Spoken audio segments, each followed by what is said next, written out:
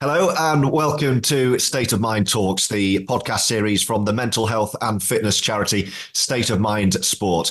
This series focuses on a demanding profession which at the very top level combines elite fitness, instant decision-making, immense knowledge, composure, management, and a huge amount of mental toughness. I'm George Riley, and this is State of Mind Talks Referees. This week's guest is one of Rugby League's very best men in the middle, trusted to take charge of the biggest games domestically and internationally. And we're recording this podcast just a few days after he refereed the 2024 Betfred Challenge Cup final in front of 65,000 fans at Wembley. Chris Kendall, welcome, and thank you for talking to me today. No, thanks for having me on, George. I'm looking forward to a good chat, good catch up. Let's be pleasant, first of all. How are you? And how have you been? It's been a busy few days, busy few weeks, I guess. Yeah, busy few days, busy few weeks. I'm really good, thank you. I'm really good. I've had a good few weeks, and I've got a good few weeks to come. I've got my little boy's birthday a few weeks ago, so that was good. He was 2, going through the terrible twos, into my birthday, then into the Challenge Cup, and then me and my partner are expecting another child in the next 2 or 3 weeks. So yeah, it's been wow. An exciting couple of months. I just wish the weather would get better. Yeah. We haven't got enough time on the podcast to talk about the weather, certainly. I was going to ask you about your young lad, your family, and all those skills that I summarised at the top. I could probably throw in and do that on 0 sleep. Yeah, because that must be one of your big challenges right now. Yeah, it is. Sarah's brilliant, to be fair. Kind of any period around a match, she'll just kind of take it all on her shoulders and crack on and do the hard stuff where I can sleep in the spare room and shut the door and be able to get a decent night's sleep. But yeah, it's I suppose it's unlike a player. It's you're expected to hold those same high standards, but whilst having a baby at home that's crying, pooing, weeing everywhere, and keeping the whole house awake. I mean, this time will be more of a challenge because we've got Max, my little boy, who's 2, and he's thoroughly going through the terrible twos at the minute. So we're gonna have a 2-year-old and a baby to contend with. So I'll probably be glad to get out to games so I can have a little bit of peace and quiet on the pitch rather than at home. I was going to say, you're probably the only one of the referees I'm speaking to who probably says the refereeing part of it is the least stressful day of your week. Yeah, probably. I think Jack Smith would probably be the same because he's got 4 kids at home as well. So I think he's probably one of the best person to be going out and working, get some peace and quiet. I love the notion that kind of the days around your match, you almost put the athlete in competition signs up around the house and you go and you take yourself into lockdown for a day or 2. Yeah, she's brilliant, Sarah, to be fair. She knows how much goes into the job. And it's not just a case of rocking up and doing the 80 minutes. She knows the prep, and she knows how kind of a bad night's sleep and a bad day's prep can affect that side of it. So she does everything she can to put me in best possible position to be able to go out and perform for that 80 minutes, because that's ultimately what my week is about. It's about preparing myself mentally, physically for 80 minutes of rugby to be able to go out and give all I can to that game.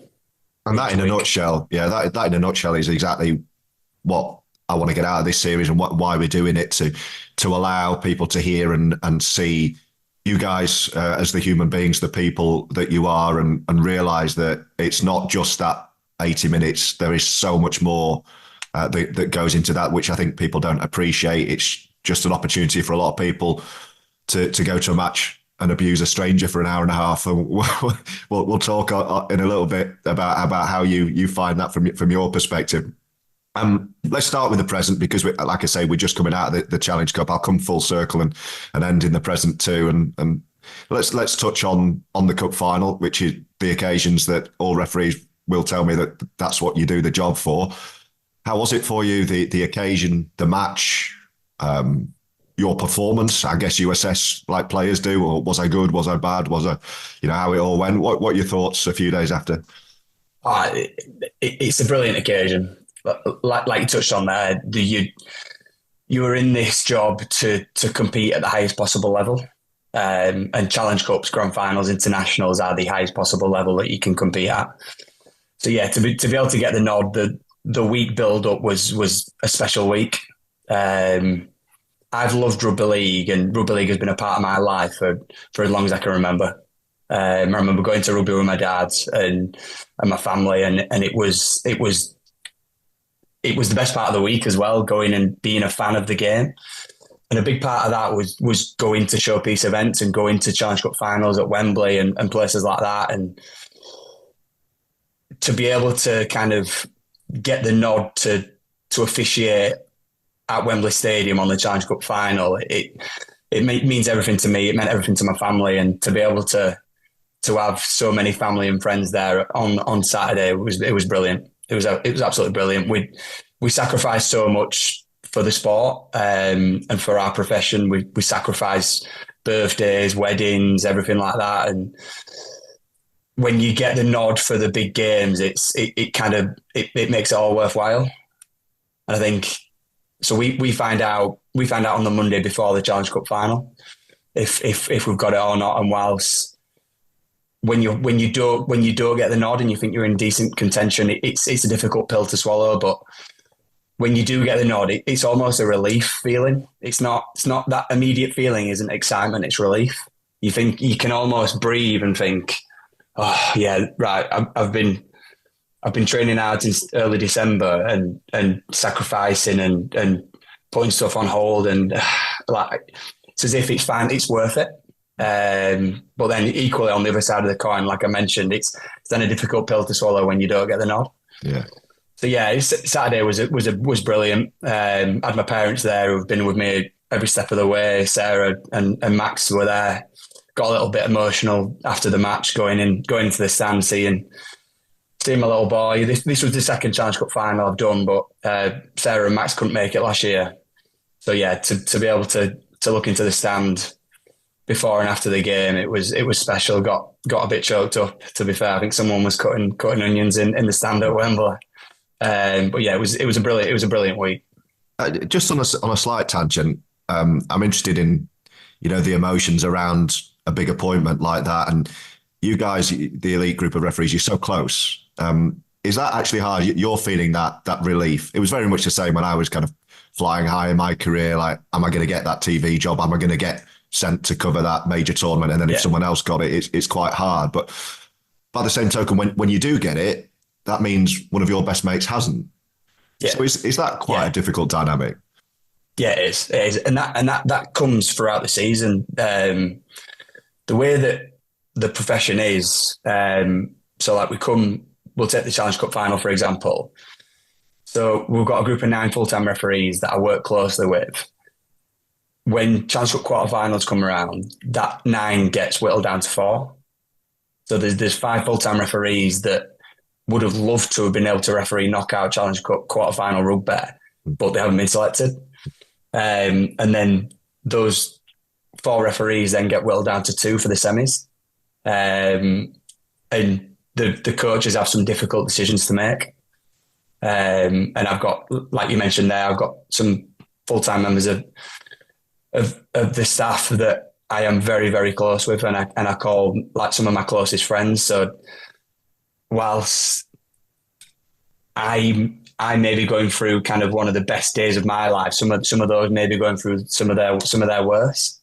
And it's like me and Liam Moore have been doing this dance now for probably last 2 or 3 years, where it's been you have a final, I have a final, you have a final, I have a final. And whilst it's brilliant when you do get the nod, it's really, really difficult. But you've got to then kind of turn that disappointment around, and you've got to be happy for your friend, got to be happy for your mate, and then equally during that period with me and Liam, it's been a case of, oh well, Liam, you've got the nod to ref, and Chris, you're video reffing. So you then got to turn that disappointment round and think, right, I'm disappointed. I'll go to bed on this tonight, but then when I wake up tomorrow, when I wake up Tuesday or Wednesday morning, my full attention that week then is to make sure that game goes as well as it possibly can for Liam. And I know 100% that Liam will have been gutted on Monday when the appointments came out, but he would have then done everything in his power to make sure that game went well for me on Saturday, because I would do the same for him. Yeah. Yeah. No, I'm fascinated by that side of it. Because I guess you can't allow ego to creep in. I've had experiences where I've actually not put a game on. I can't watch it or listen to it because I'm in my head, I'm thinking I should have been commentating. You should be there. Yeah. You know what I mean? Yeah. And it's really and difficult. It's a really interesting dynamic, and it's a dynamic that people probably don't consider. That so we train as a team, we work as a team, but there's only one person that can run out at Wembley, and there's only one person that can run out at Old Trafford. So whilst Wigan and Warrington on Saturday, they will have started training in early December, and their aim will have been, right, first final, the Challenge Cup final, we're making sure we're getting there, and we're getting there as a team, and then we work as a team and we celebrate as a team. Whereas again, we've been through a similar journey. We've trained and worked with each other since early December, running up and down hills at Roundhay, killing each other on the rowing machine, and weights and everything like that. But ultimately, there's only one person that can get the nod on the final appointments day. So it's an interesting dynamic. The game itself, then, the two head coaches, Matty Peet, Sam Burgess, I'm sure will give their final instructions. They'll have in their head how they want the first few sets to play out. And imagine as a referee, you've got it pretty much mapped out. Like, okay, ideally, good first set kicks, nothing, and then bang, you're having to dish out 2 cards in the first few minutes, which I can't imagine, knowing you how you are, I can't imagine you want it to do. No. You go into a game thinking, right, what's my plan A? So my plan A on Saturday was, let's get through the first few sets. Players will probably just play, probably won't push too much early on in the game, and we'll get through the first few sets and then we'll kind of evaluate and see where we're up to. Now, probably by, was it the 8th or 9th tackle of the game, and 90 seconds in, my plan A had gone to plan Z. Just totally unexpected start to the game. I mean, you're right. There's a popular misconception that referees like to be the showpiece event and they like to make it all about them. And probably I might cop that a little bit more than others. The Chris Kendall Show. Yeah. But that couldn't be any further from the truth. But sometimes by not implementing yourself and by not involving yourself in the game, you're doing the game an injustice, and you're not doing what's right for the game. Now, I'll take the Challenge Cup final, for example. The first few sets, we have a framework that we work to in terms of head contact. And that's not been set by the refs, that's been set by stakeholders, brain committee. And that's a framework that works throughout the game, whether that be round 1 Super League or Challenge Cup semi-finals or Challenge Cup finals, grand finals. Brain health is just as important in a regular Super League match as it is in a final. So if we hadn't have stuck to that framework in the Challenge Cup final, then we'd have probably been ignoring the main role of a referee, which is to protect the safety of players.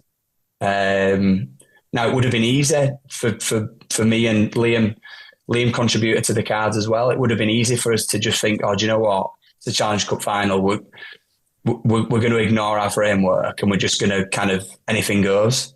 But that's not what's right for the game. And that's not what's right for ultimately the safety and the long-term safety of players going forward.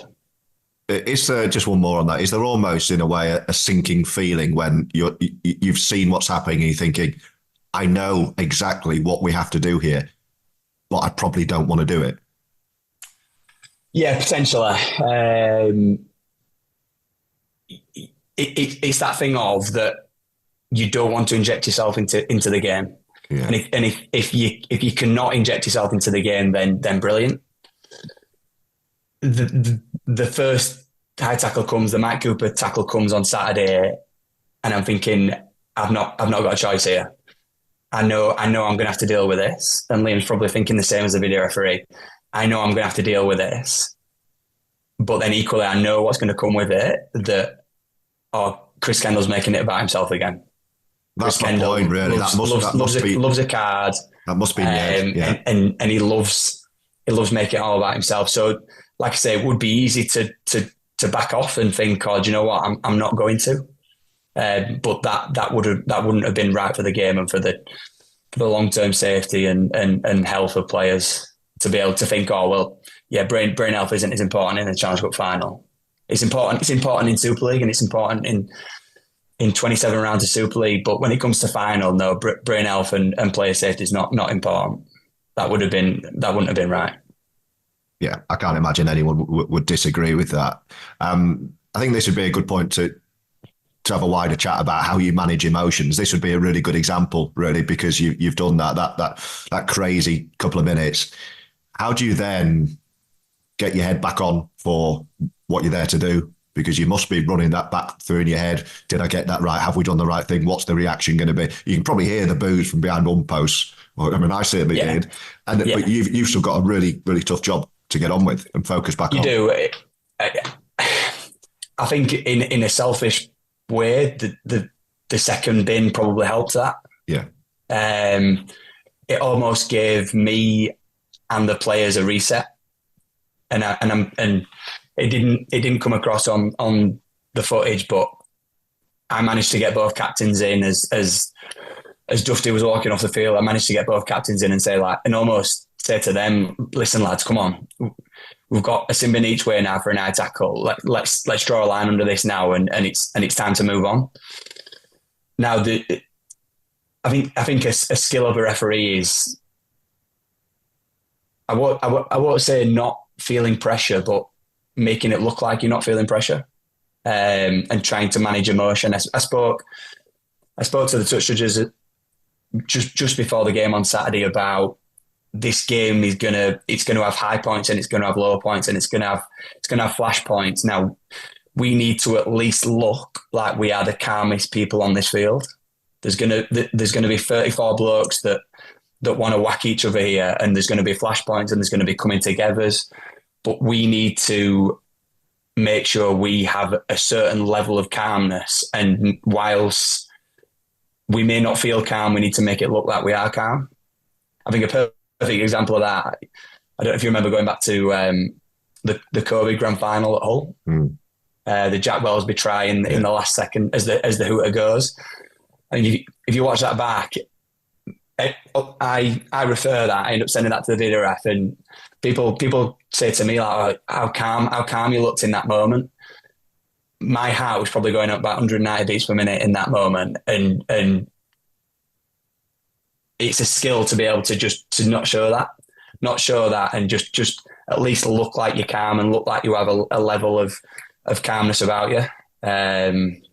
But yeah, Saturday it was good to have a reset, and to be fair, after that there was very little foul play, and I think after that the final probably played out how I would have liked it to play it out. That generally the players were pretty compliant on the 10, they were pretty compliant in the ruck, and I could just dip in and out with decision making. So I'd say probably for the next 78 minutes the final played out exactly how, from a referee's point of view, you would like it to play out. It was just those first couple of minutes were a little bit unexpected.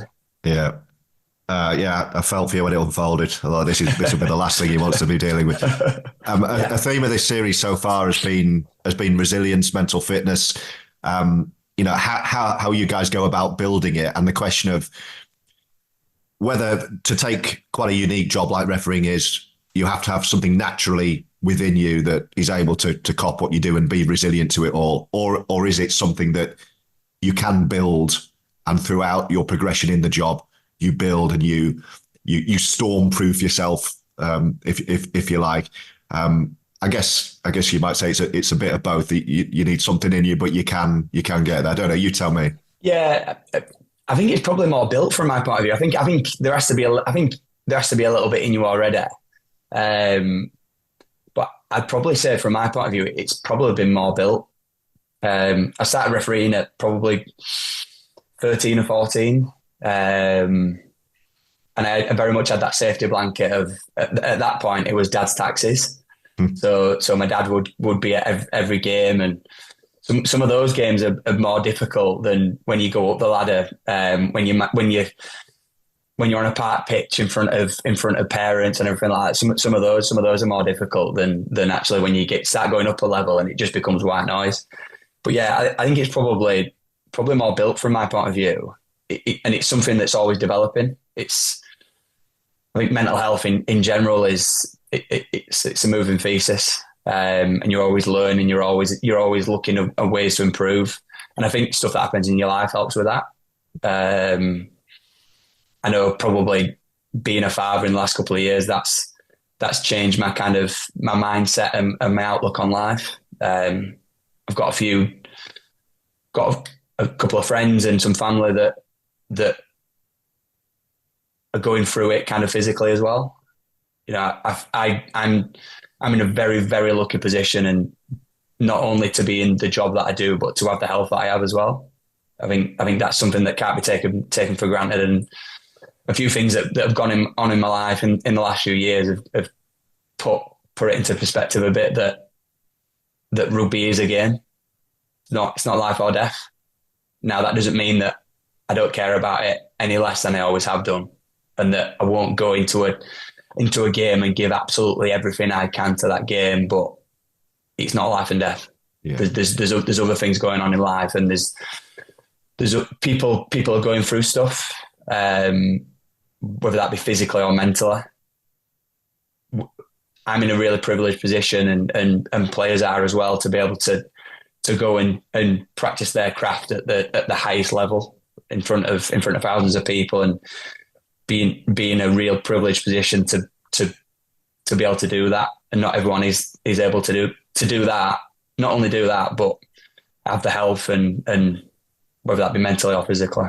Yeah, I'd 100% agree with that. I think adversity is the best builder of resilience as you go through your life. And I think when you're confronted by hardships, how you deal with it and how other people around you react teaches you so much. And I remember a few years ago when I was in a really, really difficult period in my life, one thing one friend said to me at the time is, you'll get through this, and when you do, you will have an outlook on life that you wouldn't have had otherwise, and that few may ever achieve. And I've always remembered that, because it's the kind of thing that, you know, it's brutal when you go through tough stuff, but it does battle harden you for anything, and you can process it, but it gives you that perspective. It's like, okay, this is tough, but so what? What's the worst that can happen? Yeah. And I always remember the worst day of my life and think, well, I got through that, so this is fine. Yeah, it's easy from here. Yeah. And it just gives you that perspective.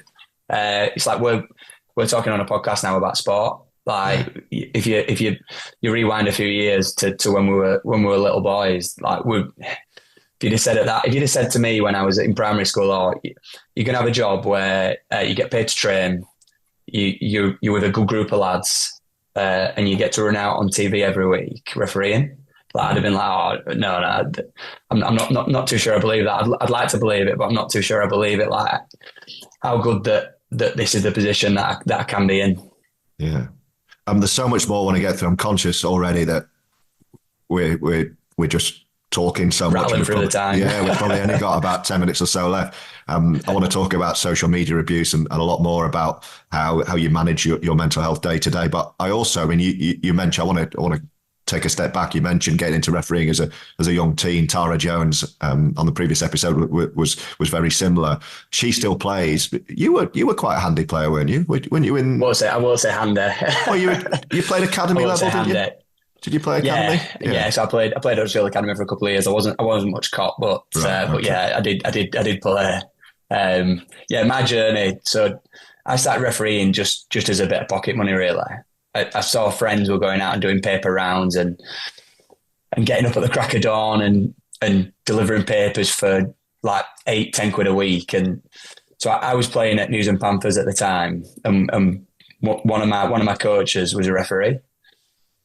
So he'd got a referee's course put on at the club, and he just kind of sold it to me. I was, listen, you can referee, you can play on a Sunday, but you can go to Dewsbury and Batley and referee in those leagues on a Saturday. You could probably pick 2 games up a week, and you could have 40 or 50 quid in your pocket.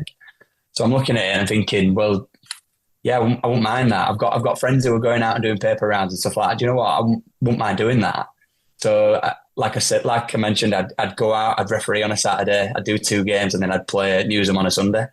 And kind of the refereeing took a little bit of a back seat then, as I kind of followed that journey and that path to see if I could make it as a player. Now, when I was playing at academy, I think it was evident that I was never gonna make a Super League player. I was never gonna be able to pay my bills and afford a house and a mortgage and everything like that by playing rugby league. Now, at this point, full-time refereeing had just become kind of a genuine career path. So I come away from playing academy around 17, 18, and I thought, do you know what, I'm gonna give refereeing a real crack and see where that takes me. And I never looked back after that.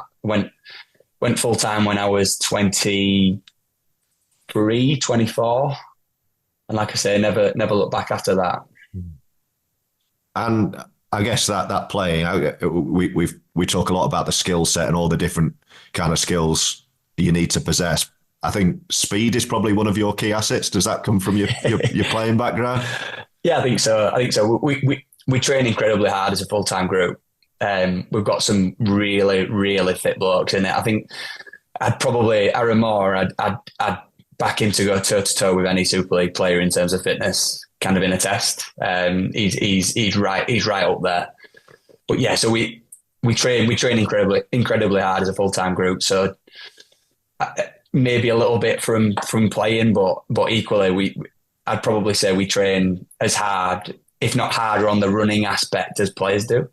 We don't have to worry about getting on the floor and getting knocked over and getting whacked and then getting up again. We don't have to worry about that. But in terms of the miles in our legs, I'd say we probably train as hard, if not harder, than a Super League club. So taking it back to the criticism side of it, the abuse that you receive.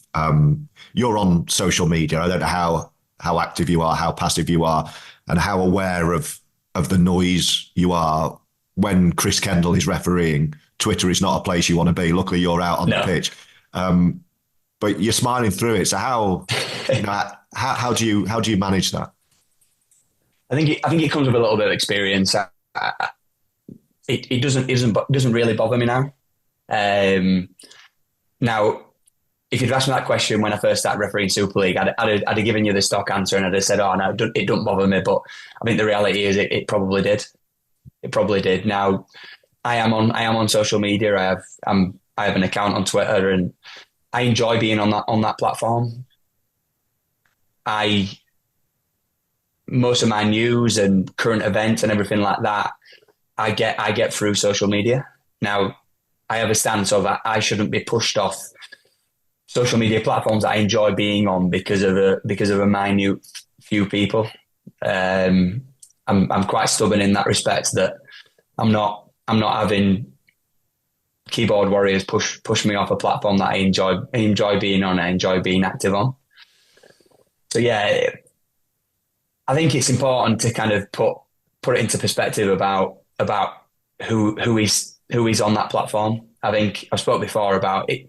Twitter especially is a cesspit. It can be an awful platform to be on.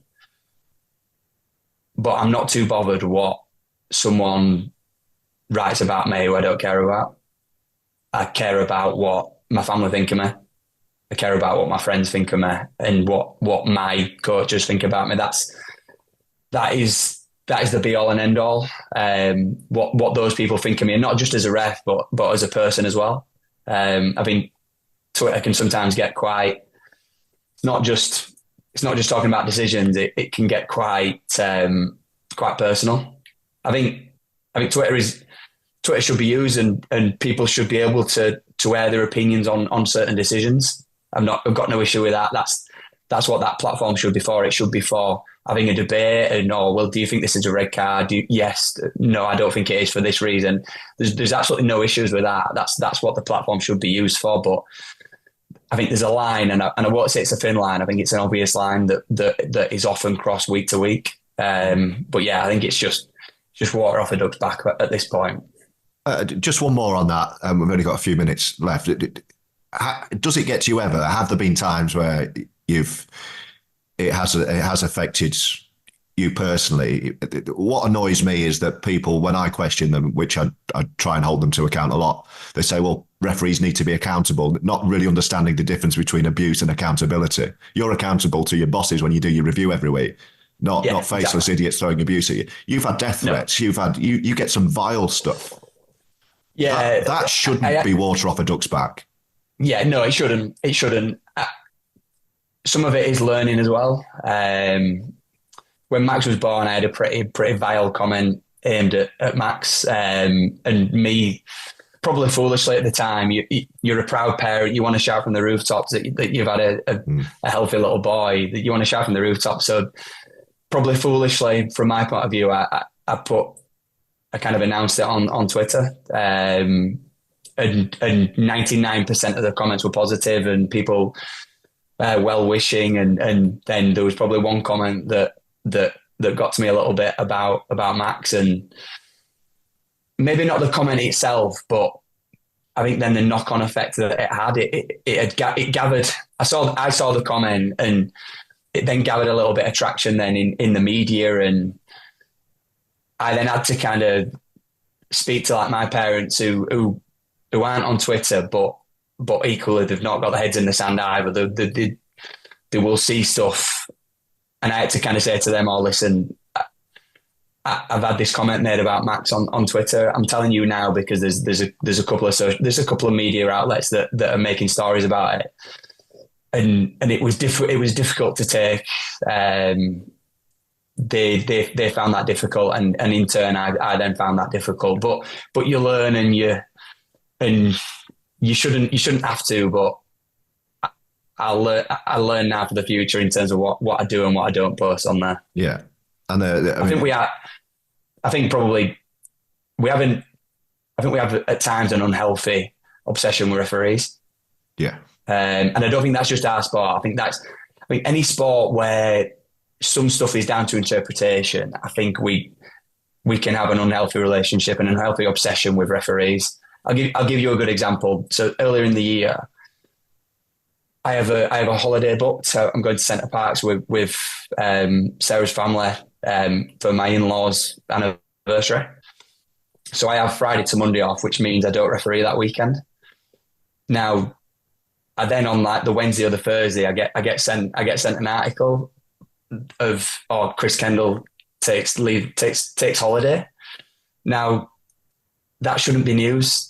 The fact that I'm going to Centre Parks with my family, that shouldn't be news, but it is, and I understand the nature of it. It's the clickbait nature of it, and I think anything involving refs seems to get hits. So we end up getting more written about us, but it's not good for the game. No. It's not good for the game. It's not good for recruitment and retention of referees. It's not.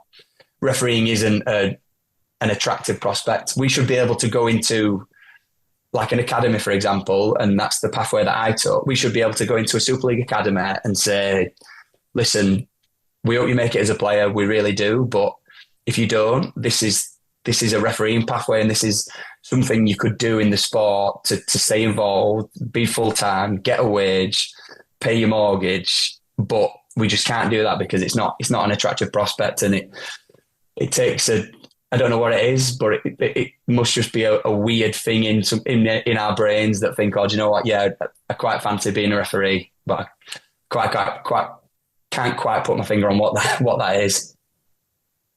That feels like a really good answer in which to end it on. Actually, there's so much more I could ask you. Maybe we'll do another episode another time. Yeah.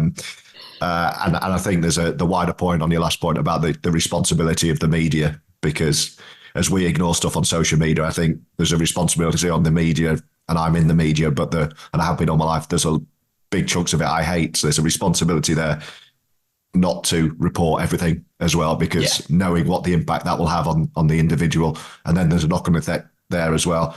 You know what the coach is saying. No, we can't get away from the big news, and we can't just say referees are off limits, because they're not. We're there to do a job, and we put ourselves into that position. So if there's big decisions to be made, we have to make it. But then equally, the media, rightly so, should comment on that and should run stories on that. But I think the constant obsession with it just negatively impacts us as referees and, like I say, the recruitment and the game in general. Chris, I've absolutely loved having you on. Thanks so much for joining me and for everything you've shared. And best of luck with the rest of the season. Cheers, George. Thank you very much. Cheers. That's Chris Kendall on State of Mind Talks.